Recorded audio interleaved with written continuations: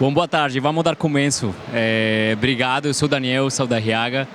Sou responsável pelo segmento de Digital Native Business, DNB, dentro da AWS. Hoje estou fazendo 8 anos da AWS. E casualmente eu gosto dessa data porque... Quem que é fã aqui de Star Wars? Tem algum fã de Star Wars aqui?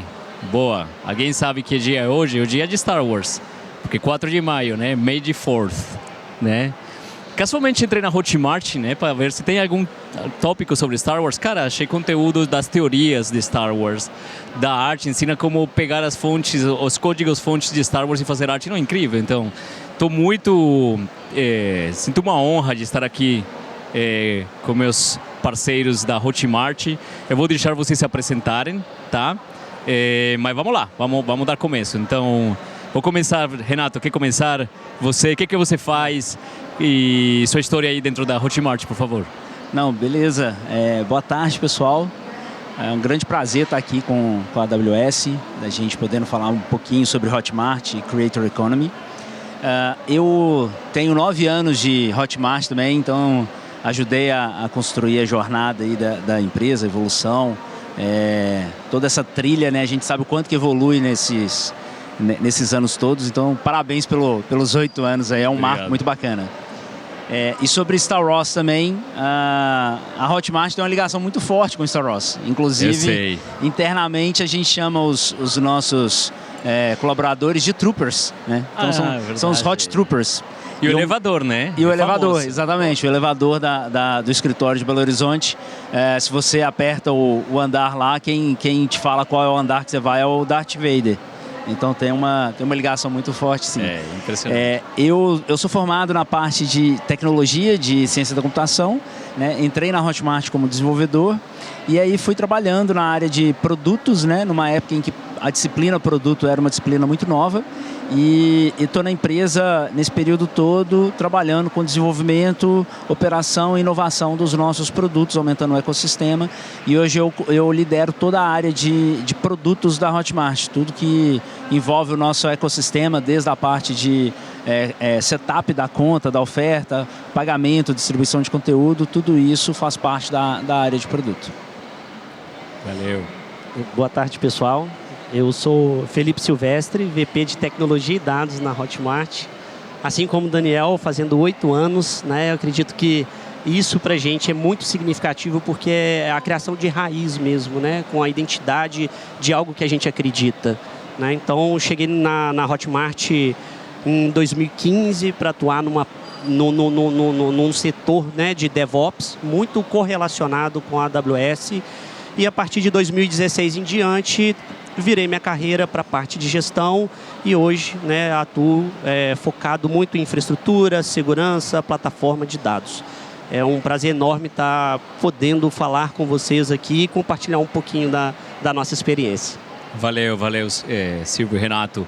Legal, vamos lá. Renato, quando você falou agora produto, né, creator, produtos muito focados no creator, né, nos criadores de conteúdo. E você fala às vezes do Creator Economy, né? Economia do criador, né? Então, você pode explicar um pouquinho para a audiência o que é isso e o que o criador pode aproveitar para conectar com a sua audiência? Não, muito legal. Sobre a Creator Economy, é um termo relativamente novo, ele ganhou muita evidência durante o período de 2021, 2022, ficou bastante evidência o que é a Creator Economy, mas basicamente o que a gente teve um movimento desde da criação das redes sociais foi cada vez mais criadores de conteúdo tentando alcançar a sua audiência, tentando influenciar, né? E influenciar pode significar N coisas, desde fazer um fã te seguir, um fã dar um like, um fã fazer um comentário, você pedir o fã para clicar num botão, fazer um anúncio de um anunciante e tudo. E o que a gente viu, vamos dizer assim, na primeira década das redes sociais, é que a forma de você monetizar a sua audiência estava muito relacionada ao anúncio, à publicidade, né? Então você tem uma dominância muito forte da publicidade como forma do creator gerar uma fonte de renda, do criador de conteúdo gerar uma fonte de renda. A partir da década de 2010, a gente começou a ter um novo modelo em que o criador de conteúdo, ele é remunerado pela capacidade dele influenciar a sua audiência.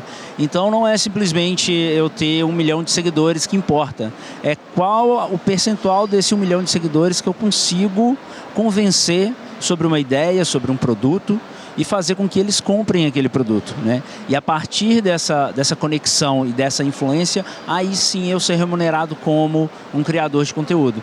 Então a grande virada da Creator Economy, ela é baseada na relação do criador de conteúdo com a sua audiência, e não necessariamente do criador de conteúdo com o anunciante. Então essa é a grande revolução. Nos últimos anos a gente viu o surgimento de diversas plataformas e adaptação de plataformas existentes, criando novos meios do criador de conteúdo poder gerar uma renda em relação à sua audiência. E sobre qual o tamanho da Creator Economy, a gente tem alguns estudos que, se a gente definir, por exemplo, o criador de conteúdo, alguém que tenha mais de 1.000 seguidores em qualquer rede social, a gente teria uma população de 200 milhões de creators. Isso dados de 2022. Desses 200 milhões de creators, cerca de 45 milhões tem mais de 10 mil seguidores. Menos da metade deles utiliza a sua profissão, a sua atividade como creator e transforma isso numa profissão. Então é um mercado ainda muito novo e ainda requer muita profissionalização. A própria formação da Hotmart, ela bate um pouco nessa questão de Creator Economy, porque um dos fundadores, apesar dele ser da área de técnica, a motivação dele para criar a Hotmart foi quando ele tinha uma comunidade de jogos lá em 2005, 2006, e ele queria monetizar essa comunidade. E a forma que ele encontrou aquilo ali foi vendendo um e-book, né? E quando ele tentou fazer essa operação, né, deixa eu vender um e-book para a minha comunidade e tentar vender isso daí e gerar uma receita. Não existia uma plataforma que conseguia fazer de ponta a ponta como que ele ia vender, receber o dinheiro daquela venda e entregar o conteúdo de forma segura para a sua audiência, né? Então, isso foi até uma das motivações, mas basicamente a Creator Economy, ela veio para empoderar o criador de conteúdo, e a relação dele, o tamanho dele vai ser medido não pela quantidade de anúncios ou pela plataforma, mas sim pela conexão que ele tem com a audiência. Legal, obrigado por essa mini aula rápida da economia do criador. E conta um pouquinho, qual que é o diferencial da Hotmart para esse alvo, para gerar ou para ajudar justamente a gerar essas novas receitas para os criadores de conteúdo? O que a Hotmart, se vocês tiverem alguns exemplos, faz diferente ou pode oferecer diferente? Não, legal. Antes de responder, eu queria saber assim, quem aqui já conhece a Hotmart, já comprou um curso na Hotmart, já viu isso acontecendo? Então, o bacana da Hotmart é que ela, em nenhum momento, fez nenhuma venda para nenhum de vocês. A Hotmart, ela não faz um anúncio colocando assim, olha, compre um curso de finanças. Ela não funciona nesse modelo. Você tem diversos modelos de negócio na Creator Economy. O modelo de negócio da Hotmart é o seguinte: a gente entende que o criador de conteúdo, ele é a estrela do show. Então, quem é o responsável por criar o conteúdo? É o criador de conteúdo. A gente não diz para ele como criar. Obviamente que a gente oferece educação, recursos de educação, comunidade, para ele ter cada vez mais consciência de como criar um conteúdo de qualidade, mas a gente não chega lá e fala com ele, olha, o roteiro do seu curso é esse. Isso é responsabilidade dele. A gente também não se dispõe a interferir na comunicação dele com a audiência dele. Então, qualquer pessoa que comprou um curso da Hotmart, você comprou um curso daquele criador de conteúdo. Você não comprou o curso da Hotmart. Você não vai receber um e-mail da Hotmart falando, olha, você não quer comprar mais curso? Não. Porque o contato que você é um cliente do criador de conteúdo, né? E o que a Hotmart ela entende é o seguinte: para o criador de conteúdo, que ele percebeu, daqueles 200 milhões de criadores lá que eu falei, para a parcela deles que percebeu que pode ganhar dinheiro em cima da audiência e que consegue monetizar essa audiência por meio de qualquer conteúdo digital, aí principalmente a gente fala de cursos, mas existem vários outros, depois a gente vai falar um pouquinho disso, a gente cuida de todo o resto. Então, o que significa isso? Eu quero que o criador de conteúdo ele se preocupe em criar conteúdo e comunicar com a audiência para influenciar a audiência a comprar o conteúdo dele. Agora, o meio de pagamento, a plataforma para ele configurar toda a estratégia de vendas dele, a precificação, a distribuição do conteúdo, e aí eu falo de distribuição de conteúdo multicanal, né? Seja no celular, na web ou na TV, a gente tem uma solução all-in-one em que ele só precisa se preocupar em criar o conteúdo e convencer a audiência dele de que aquele conteúdo é bom bastante para a audiência comprar. E aí ele direciona essa audiência para a nossa página e aí a partir daquela página a gente conduz o consumidor a realizar aquela compra e consumir aquele conteúdo. Então a gente quer o máximo possível que o creator ele fique focado em criar um conteúdo digital, comunicar com a audiência e logicamente entender que isso é um negócio, né? Não é simplesmente uma segunda fonte de renda, pode até começar com uma segunda fonte de renda, mas que ele consegue construir um negócio inteiro em cima disso. Essa é a diferença entre o creator que geralmente trabalha com a gente e o creator que está fora. Legal. Você falou várias vezes uma palavra que é muito importante, que é digital, né? Vocês ajudaram a digitalizar o negócio de muitos criadores e até muitas pessoas que...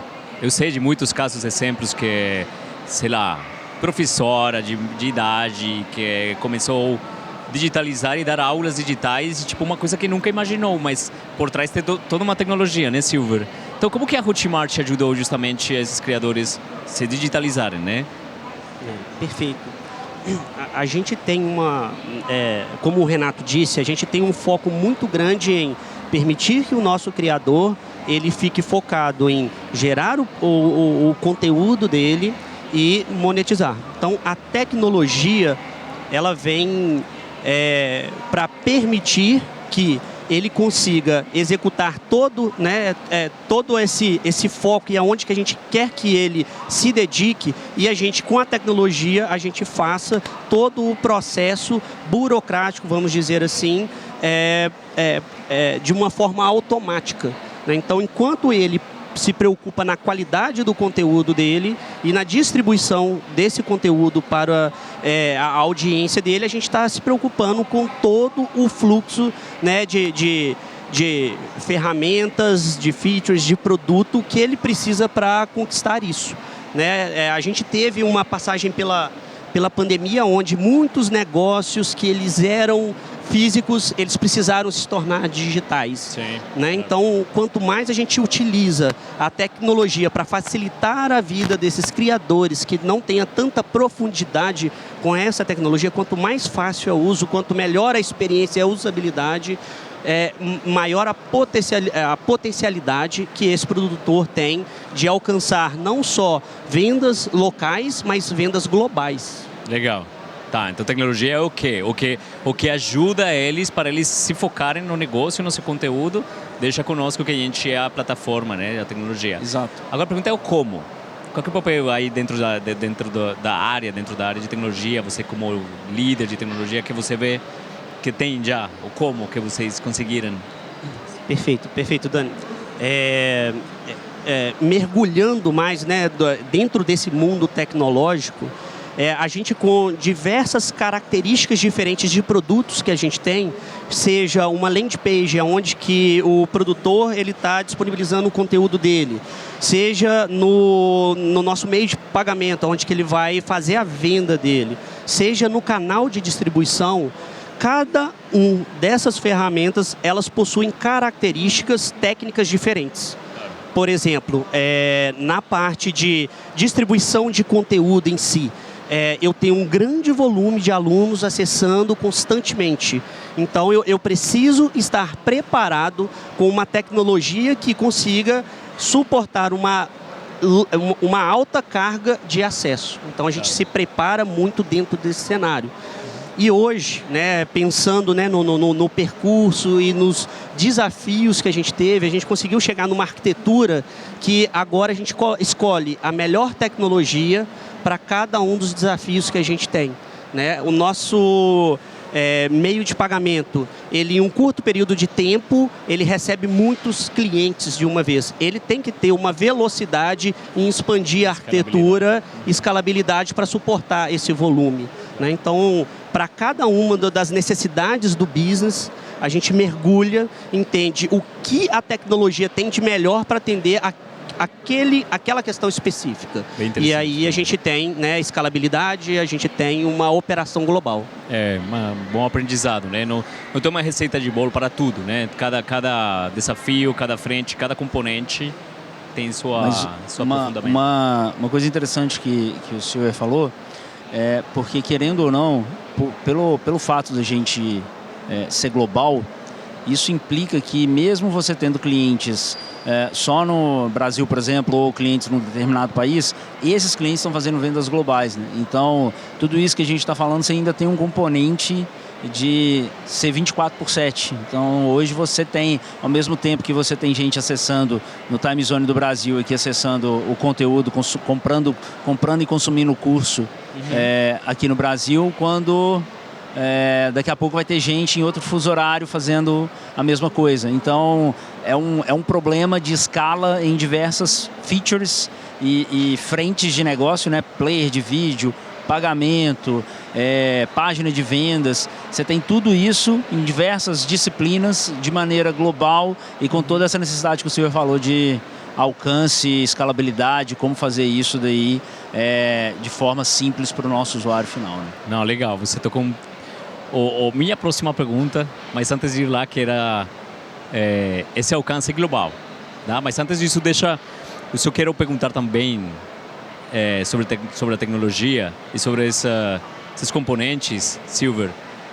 Nesses anos todos, o que foi o que vocês sentem que foi mais forte de mudar? O que deu esse frio na barriga de uma nova tecnologia que vocês foram testar, uma coisa nova para conseguir dar esses benefícios aos criadores, né? Eu acredito que o principal ponto foi quando os nossos fundadores, né, que são cientistas da computação também, eles desenvolveram a plataforma, eles criaram e utilizaram as ferramentas e as arquiteturas que a gente tinha de 2011. Né? E o que eles buscavam muito ali era provar o nosso modelo de negócio. Né? Uma vez que a gente provou o modelo de negócio e a gente percebeu a escala, a gente precisou utilizar recursos tecnológicos para conseguir fazer uma transição, né, de uma peça única que a gente tinha, que atendia diversos sistemas, com uma característica específica, para pequenas partes de negócio que elas escalassem conforme a necessidade do cliente. Então, né? Isso. Então, em 2015, a gente iniciou um processo que a gente chama de microserviço. Né? A gente quebrou a arquitetura monolítica para uma arquitetura de pequenas partes. Em 2015, pouquíssimas empresas elas estavam conversando sobre esse tema e a gente teve que ali aprender muito na tentativa e no erro, na experimentação. E uma vez que ficou pronto, a gente precisou fazer uma transição, né, de uma arquitetura monolítica para uma arquitetura de microserviço. Né? A gente trabalha com business de pessoa, igual o Renato trouxe. Né? As pessoas elas têm empresa, né? A gente tem, né, desde de criadores de conteúdo que está começando, como empresas com mais de 300 funcionários. Então, existe uma responsabilidade ali em conseguir transitar as pessoas que estão em um sistema para uma outra estratégia mais distribuída, né, e tão inovadora para o que a gente estava vivendo em 2015 e 2016. Esse eu acredito assim, que foi o principal frio na barriga. Boa. Mas isso permitiu também vocês justamente chegar nesse ponto de um alcance global. Porque imagina, o monolito não limita a velocidade para você testar novas coisas, como sair do Brasil. Eu queria entender um pouco, Renato, esse ponto. Quando foi que vocês decidiram, que eu acho que é uma inspiração para todo empreendedor aqui que quer o seu sonho também é ser global. Quando foi que a Hotmart começou a olhar para fora do Brasil e tomar essa decisão de vamos para fora? Então, pode parecer, hoje parece uma coisa até assim, fora da curva, né? E acho que pra gente foi bem natural, mas é sim uma coisa fora da curva, ainda mais pensando em empresas de tecnologia que nasceram aqui no Brasil e resolveram expandir. Mas o fato na história da Hotmart é que ela nasceu no Brasil e os investidores que estavam com a Hotmart, o nosso primeiro investidor, ele foi um executivo da Booking.com, é o Cass Cullen. E além dele atuar em diversas frentes ajudando a gente a crescer, ele trouxe essa ideia da internacionalização para a gente lá em 2014. Então, desde quase que os 3 primeiros anos, após 3 anos do nascimento da empresa, ela já começou o seu processo de internacionalização. Uhum. Então, desde 2014, a gente já tem, a sede da empresa já foi transferida para Amsterdã, porque facilita o nosso processo de internacionalização. Uhum. Do nosso produto, a gente começou a operar vendas internacionais em 2015. O nosso escritório, o primeiro escritório comercial, ele foi aberto em 2016, em Madrid, né? E hoje a gente é uma empresa que já faz vendas em mais de 180 países. Uau. A gente tem escritórios na Holanda, também tem, hoje além de ser a sede, tem parte comercial na Holanda. Você tem Espanha, você tem Brasil, que a gente tem 2 escritórios, um em São Paulo, um em Belo Horizonte. Colômbia, México e Estados Unidos, né? Fora algumas posições abertas em países como França e Inglaterra. Tá. Então a gente tem e são 1.500 pessoas hoje trabalhando nesse direcionamento global, né? E por que a gente teve essa visão? É lógico que o nosso modelo de negócio, por ser digital, ele facilita o alcance dos nossos próprios clientes. Então já era uma coisa natural para um cliente aqui do Brasil, por exemplo. A gente tem clientes do Brasil que eles fazem um conteúdo em português e eles alcançam brasileiros que moram fora do Brasil. Então, para eles poderem expandir os seus próprios negócios, seria natural a gente fazer essa expansão. Legal. E aí o desafio que a gente teve nesse modelo de expansão foi muito em entender qual a maturidade do mercado, né? Porque você pensa num mercado como o Brasil. Há 15 anos atrás, a gente pode dizer que era bem difícil as pessoas comprarem conteúdo digital. Era novidade, né? E quando a gente vai fazer a expansão, a gente tem que validar qual é a cultura daquele país em termos de produtos digitais. As pessoas, elas estão num nível de maturidade que elas estão dispostas a pagar por aquele conteúdo, né? Como que é o acesso à internet naquele país? Como que é a educação daquele país, né? Uma coisa é a gente vender produto digital num país com o cenário do Brasil, outra coisa é vender na Espanha. É outra formação, é outro nível de população, tamanho da população, é outra faixa etária, outra demografia, outra relação com a internet, né? Então a gente tem que estudar isso de forma a fazer o trabalho de expansão. Mas tem uma diferença, né? Porque a gente tem níveis de expansão. Você tem um nível de expansão que é o mais básico, que é quando eu falo que eu alcanço 180 países, eu estou alcançando no modelo internacional padrão. Então eu vendo para países em que eu não tenho representante comercial, local. Mas tem países em que a gente estuda e fala, não, esses países nós vamos ter uma operação local, assim como a gente dá a operação para o usuário brasileiro. E aí a gente tem todo esse estudo, entra na parte de produto, como que eu adapto o produto para aquela necessidade local.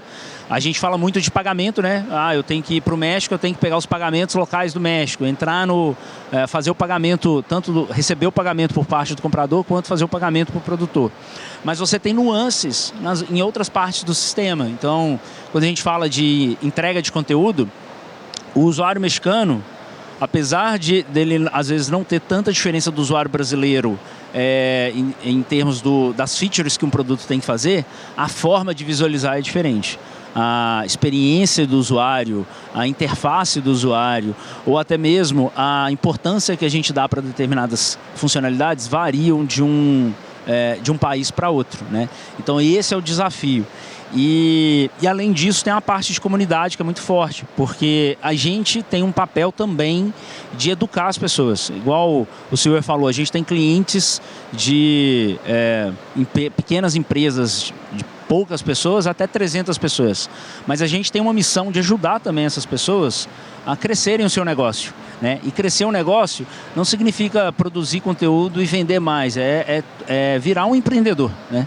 Então a gente tem toda uma parte de comunidade que ensina como a pessoa prosperar dentro do nosso mercado, né? E isso, eu estou falando, roda de maneira global também. A gente tem eventos tanto no Brasil, México, Espanha. Então você tem todo um modelo ali que não basta simplesmente eu internacionalizar o produto, eu tenho que localizar, né? Eu tenho que localizar o produto e o business, considerando a educação, considerando a maturidade do mercado, para a gente poder trabalhar. E eu tenho 2 exemplos que eu gostaria de falar, que primeiro uma produtora brasileira que ela tem, eu peguei até uma colinha aqui, ela tem 10 mil alunos. Uhum. E ela tem alunos espalhados em 33 países, fazendo conteúdo em português. Então a gente conseguiu pegar uma professora e transformar ela numa empreendedora global, por meio de venda de produto digital. A gente tem um outro caso, que é uma empresa que vende assinatura de modelo 3D para impressão. Então você paga um valor mensal e ganha um kit de arquivos digitais para você botar numa impressora 3D e imprimir.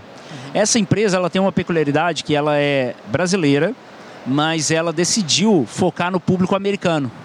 Então todo o conteúdo deles é em inglês e toda a comunicação é com a audiência americana. 95% dos compradores deles são americanos. E essa empresa, ela atua de uma maneira completamente internacional, em inglês, como se fosse uma empresa americana, mas ela fica aqui no Brasil e toda a operação dela é possibilitada por meio do nosso modelo de internacionalização. Dani, só acrescentando ilustrando um pouco o que o Renato trouxe, Pix a gente tem no Brasil, a gente não tem em outros lugares, né? Da mesma forma que existem outras formas de pagamento nos locais que a gente precisa entrar, trabalhar, né, e adaptar para aquele público.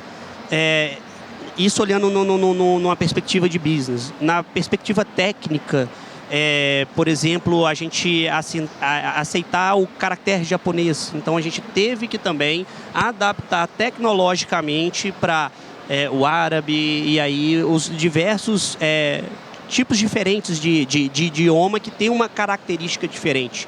Então, olhando assim, pela lista que o Renato trouxe, a lista técnica também tem bastante desafios. Tá. Imagino, né? Nossa. Bastante desafios bem interessantes, né? Falamos então de globalização, falamos de microserviços, falamos de ser a plataforma para que os criadores foquem no seu negócio, no seu conteúdo. Muito legal. Agora falaremos um pouquinho da relação com a AWS. O que você acha dessa parceria? O que você acha que deu certo? Quais são os aprendizados aí? O que você gostaria de compartilhar, Silver? Legal, Dani. Como eu disse no início, né, eu cheguei na Hotmart para trabalhar com DevOps. Né, e quando eu cheguei, já existia parceria com a AWS. Né? A Hotmart, no início dela, ela já começou o desenvolvimento dela dentro da plataforma, né? Então, a gente tinha 2 cientistas da computação trabalhando, né, e buscando o que a gente precisa executar, né, para viabilizar o nosso business. E essa parceria com a AWS começou a partir dali, né, de facilitar para a gente o uso, né, da infraestrutura, né, como serviço, né, porque, poxa, jovens empreendedores, eles não conseguem comprar um servidor, então eles foram muito para o foco desde o início, né, desde 2011, buscando a infraestrutura como serviço mesmo. E para a gente combinou muito, né? Porque quando a gente está falando, né, de infraestrutura como serviço, quando a gente está trabalhando nesse formato, A gente falou de escalabilidade, né? Então a gente tem uma robustez de escalabilidade para atender os nossos clientes é muito forte. A gente falou de pagamento. O pagamento, né, à medida que a gente vai crescendo, novas normas de bancos centrais, né, elas surgem, né, certificações que a gente precisa ter e a confiabilidade que a gente tem também dentro da AWS, né, no quesito de segurança da informação, é outra coisa também que é uma conexão, né, e é uma parceria muito importante para a gente. Que bom ouvir isso. E assim, o que você falou, né, a gente vê 2006, quando a AWS foi criada, esse é um comentário mais pessoal, mas você não via uma startup disruptiva porque não tinha as capacidades, justamente, dos empreendedores de alugar ou usar pay as you go, né, serviços, porque não tinha músculo financeiro todo mundo, né? Então, a Nuvem acho que ajudou muito a desenvolver essas ideias, e muitas das ideias que vimos aqui esses 3 dias. Que bom que a gente tem tido esse impacto, né? Muito legal. E bom, para finalizar, Renato, o que está por vir? Assim, o que você pode contar, assim, um sneak peek? Então, a gente continua constantemente inovando e evoluindo os nossos produtos, né? O que a gente entende hoje é que a América Latina é um mercado muito forte para a gente, especialmente Colômbia e México. A gente está com um foco na expansão nesses países muito forte, tem características muito similares ao Brasil e já tem um mercado de infoprodutores crescente, então é bem atraente para a gente, né? Da parte de inovação, eu diria que a gente tem muita coisa para evoluir em como deixar a operação do nosso cliente mais simples possível, de que quando ele escale de 10 vendas para 10 mil vendas, ele não tenha que fazer o mesmo esforço de operação, seguir essa proporção, né? Ele tem que ter uma curva ali um pouco menor para ele conseguir escalar suas vendas, e aí vai desde a forma como ele usa os nossos produtos até processos contábeis, processos de estruturação financeira. Então, tem muita parte de banking também que a gente trabalha junto aos nossos clientes, né? E tem também a questão de IA, que eu acho que está revolucionando diversas áreas da indústria e tem muito a acrescentar na parte de criação de conteúdo. Então, a gente está vendo muitas soluções surgindo, a gente está criando soluções de IA. Hoje, por exemplo, a gente tem um serviço em que você vai criar uma copy de e-mail, vai criar um texto para mandar e-mail para o seu cliente. Você seleciona qual é o assunto e a nossa ferramenta já gera um template para você baseado em IA de qual a melhor estratégia de vendas para aquele e-mail, né? Se você tem dúvida em como estruturar seu curso, você pode entrar numa página da Hotmart lá e digitar: olha, eu estou querendo fazer um curso sobre esse determinado tema, quais seriam os melhores módulos para esse curso? E a ferramenta te fornece qual a estrutura base do curso, os módulos, os tópicos, né? Te dá também uma referência de valor para um curso desse modelo, né? Então a gente já está utilizando a IA, eu vejo que a gente vai utilizar ela em 2 frentes. Numa frente para ajudar o criador de conteúdo a criar conteúdo de maior qualidade mais rápido possível, né? Então fornecer cada vez mais conteúdo de qualidade para a sua audiência. E também na forma de melhorar a relação da própria audiência com o criador de conteúdo. Então, assim, um outro exemplo, eu comprei um curso, né? Como que o criador de conteúdo, o que o criador de conteúdo pode fazer para ter mais garantia do que eu preciso fazer para me qualificar com esse curso, para chegar no final do curso e ter a sensação de que, olha, eu aprendi realmente o que eu deveria, né? É óbvio que você hoje tem várias técnicas e várias features para poder fazer isso, mas a inteligência artificial, ela pode, baseado no que você viu do curso, baseado em como você acessou o curso, recomendar novos conteúdos, tirar dúvidas. Então tem todo um campo ali para ajudar o aluno também que a gente tá estudando. Muito legal. Tá, de super parabéns. É uma honra a gente ter essa parceria com vocês, um referente, e é um orgulho trabalhar com vocês. Eu queria destacar uma coisa para os que acompanharam. A gente tem uma similaridade entre a Amazon como um todo e a Hotmart, que foi evidente durante a conversa, que eu estava prestando atenção disso. Vocês focaram muito falando de como facilitar a vida do cliente, como se preocupam porque ele não tenha fricção. Você falou, por exemplo, esse de adaptar a caracteres da língua deles. qualquer outra empresa fala em inglês, você vira, né? Vocês se preocupam por tirar isso do usuário final. Isso pensar no cliente, isso é muito legal. Isso fala muito da cultura e é uma cultura muito semelhante com a nossa. Então, acho que é muito legal. E bom, de novo, obrigado. E vamos para frente, né? Com todas essas ideias, contem com o nosso apoio. E obrigado por esse espaço. Umas palmas para eles, por favor. Obrigado. Valeu, obrigado.